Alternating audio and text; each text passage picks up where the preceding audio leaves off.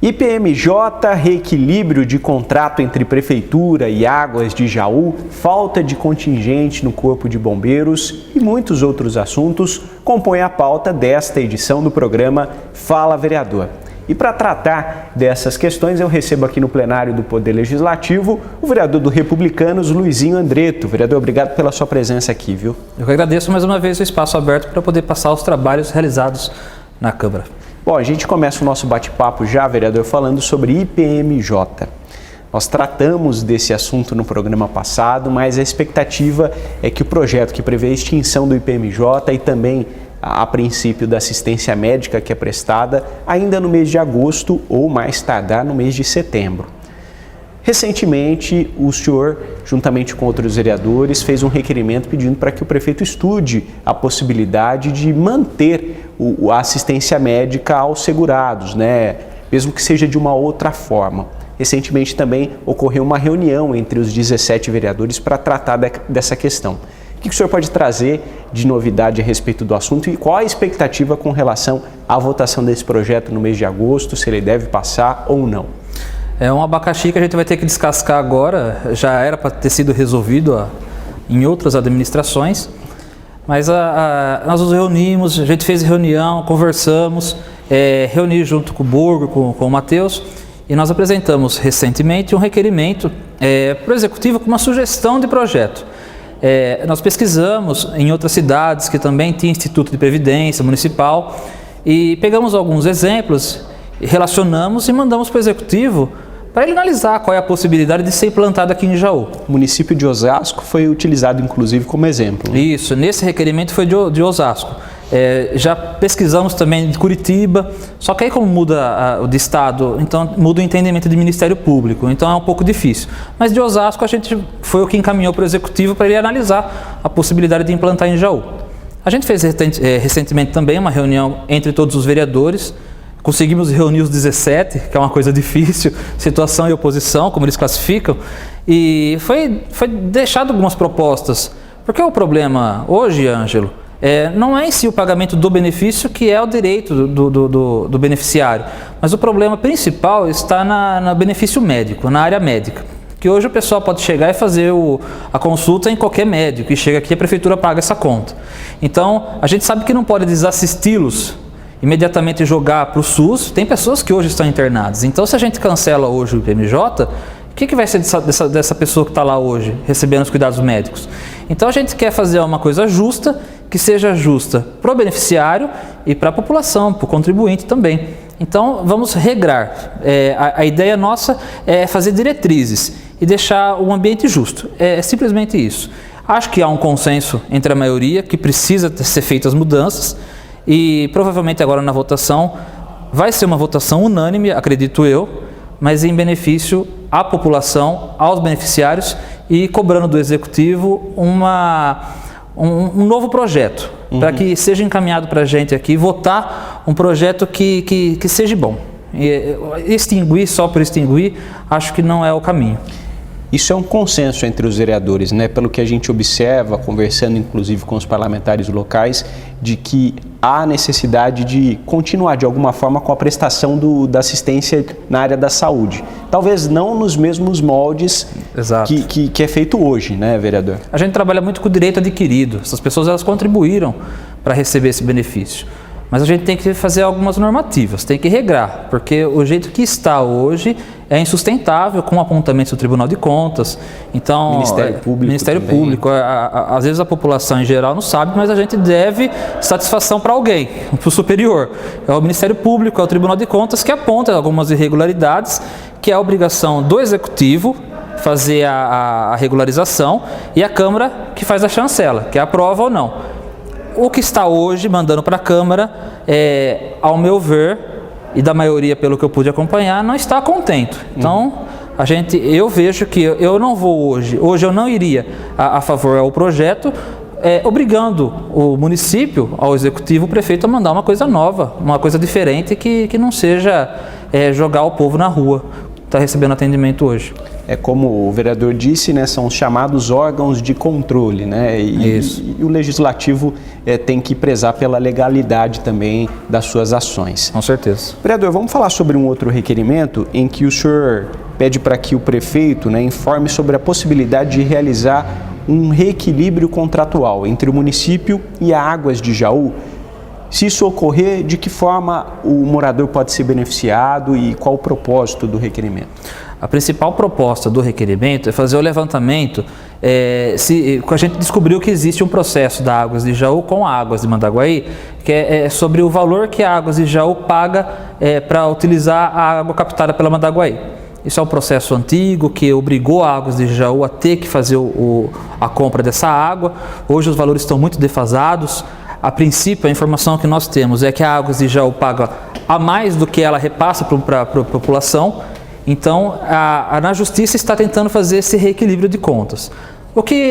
Qual é o benefício que traria para a população?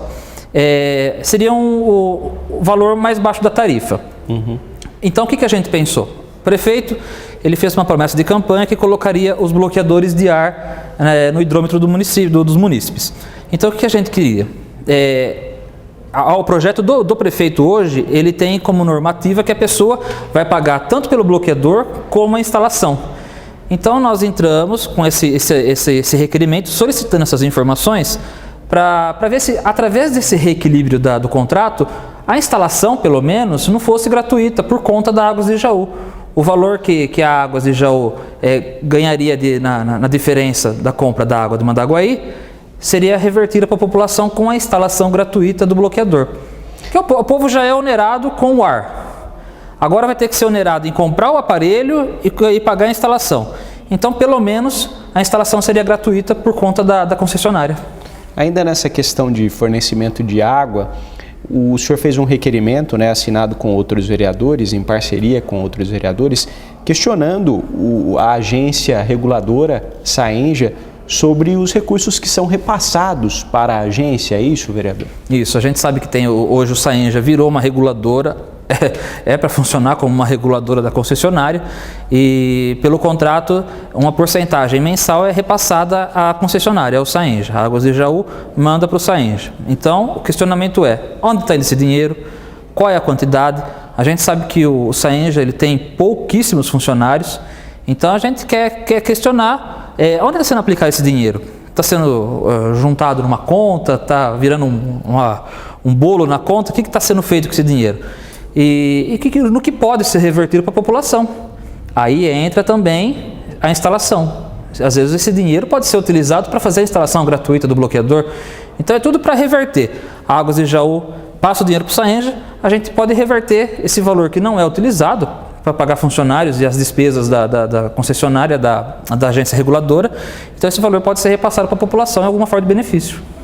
Vereador, o senhor fez um novo requerimento, né, questionando o Poder Executivo e pedindo informações acerca do antigo Teatro Municipal, né, aquele prédio ali que fica junto à Fundação. O senhor já era autor de um outro requerimento a respeito. Esse novo requerimento pede informações da Procuradoria do município? Isso. A gente fez um requerimento, já era direcionado à Procuradoria. Eu não sei se houve algum erro de interpretação e a Procuradoria acabou não respondendo para a gente os questionamentos. O que nós queremos saber é quais são as medidas que serão tomadas referente à concessão do prédio para a Fundação. A gente sabe que a concessão já está vencida. Então aquele prédio vai ser feito algum TAC, algum ajuste para a Fundação continuar no prédio? O teatro, o que vai ser feito? A gente sabe que está fechado, há tantos anos fechado.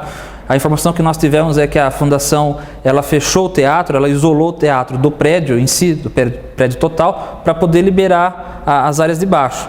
Então o teatro está fechado por conta disso. Então a Procuradoria ela pode informar para a gente quais são as medidas que o município pode tomar referente à Fundação para a liberação do teatro.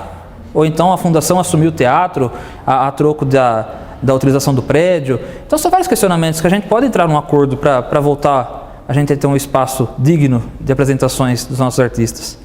Vereador, o senhor está preocupado com a falta de contingente no Corpo de Bombeiros aqui da cidade. Inclusive fez uma moção de apelo ao Comando Geral do Corpo de Bombeiros para que envie mais servidores aqui para o nosso município, mais homens e mulheres que possam atender a comunidade. A gente tem o bombeiro aqui em Jaú há 42 anos. Ele está atendendo hoje 6 cidades aqui da nossa região. A princípio, Jaú tem 2 veículos de resgate e tem 2 caminhões para incêndio e para socorro de vítimas presas nas ferragens. Só que o problema é o contingente.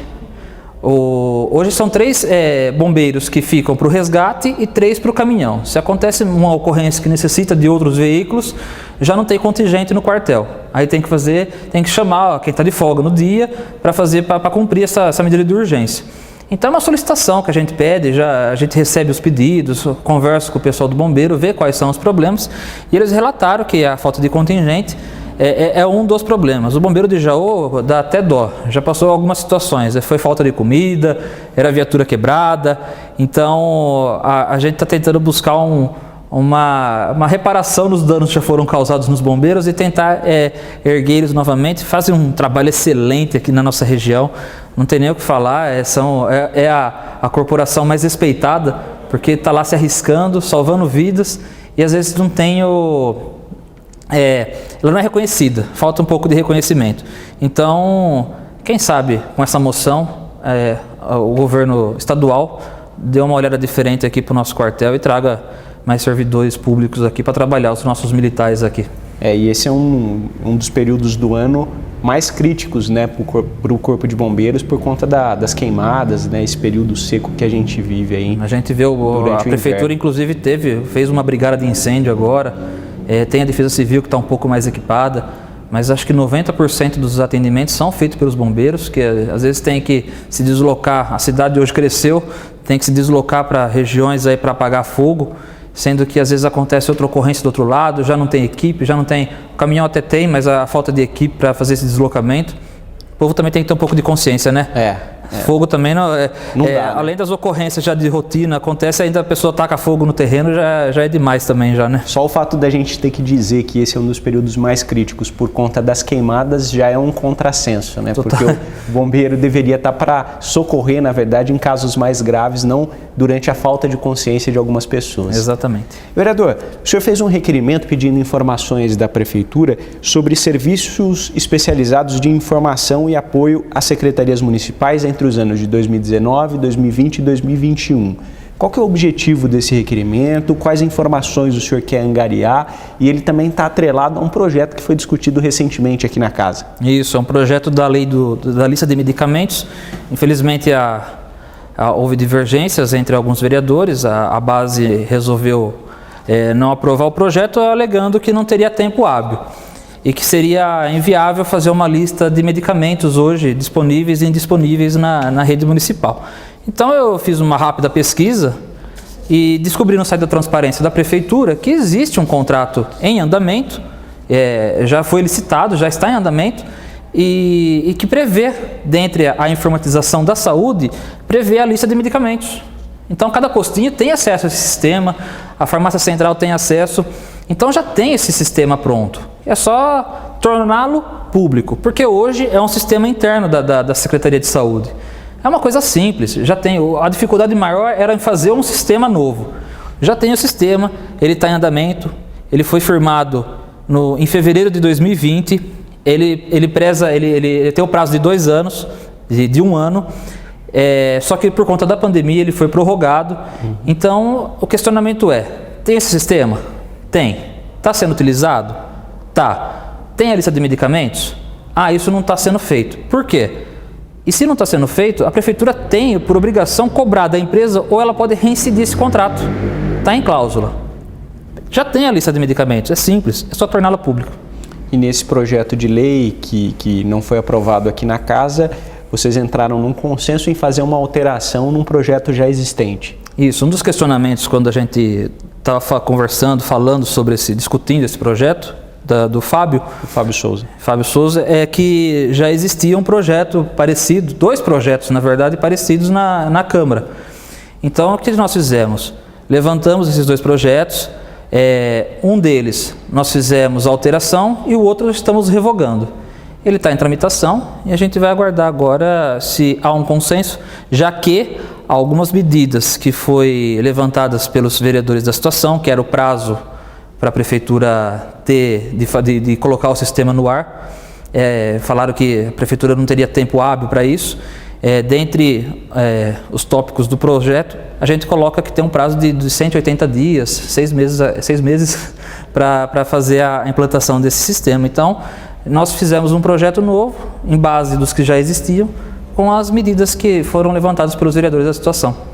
Vereador, a gente já está com o tempo esgotado. Mais uma vez eu quero agradecer a sua participação e abrir espaço aí para suas considerações finais, lembrando que no mês de agosto o Jaú completa 168 anos. Bom, eu quero mais uma vez agradecer esse espaço. Eu não sei se a população hoje acompanha a TV Câmara em si, porque é um processo meio lento, né? Você assistir todas as falas. Então a gente pega o Fala Vereador para aproveitar e passar alguns projetos, algumas situações que a gente discute aqui na Câmara. Então eu quero desejar a todo cidadão jauense uma boa retomada. Acho que é isso que nós estamos querendo agora, aproveitar o aniversário da cidade, que seja mais um renascimento, um recomeço, e que tudo se normalize e a gente possa voltar à nossa fiel normalidade, sem máscara. Sim, esse é o desejo de todos nós, né, vereador? Todos nós. Se Deus quiser, a gente vai vencer esse vírus, vamos ter que conviver com ele, né, acredito eu, mas a gente vai começar a viver a nossa vida normalmente. Pois bem, esta, portanto, foi a participação do vereador Luizinho Andretto. Muito obrigado pela sua companhia e até a próxima.